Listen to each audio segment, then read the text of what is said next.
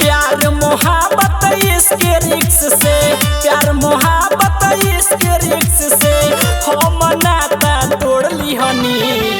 माफ कर दे हो सनम हम, माफ कर दे हो सनम हम, दिल लगावल छोड़ दी हनी।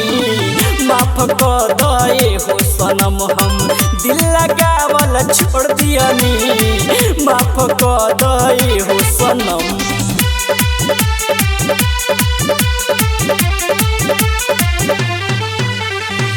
माफ कर दे हो सनम हम, दिल लगावल छोड़ दी हनी। मिक्स बाय बच्चन बिहारी।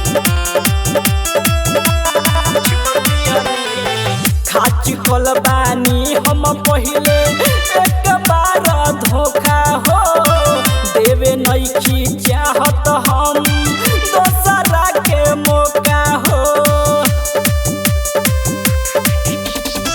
खाच कल बानी हम पहिले एक बार धोखा हो, देवे नइखी चाहत हम दोसरा के मौका हो।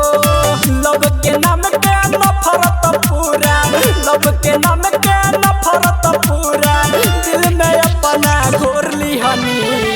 माफ कर दे हो सनम हम, माफ कर दे हो सनम हम, दिल लगावल छोड़ दी हनी।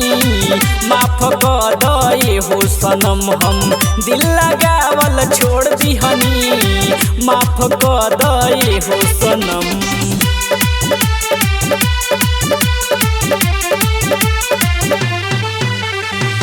माफ कर दे हो सनम हम, दिल लगावल छोड़ दी हनी।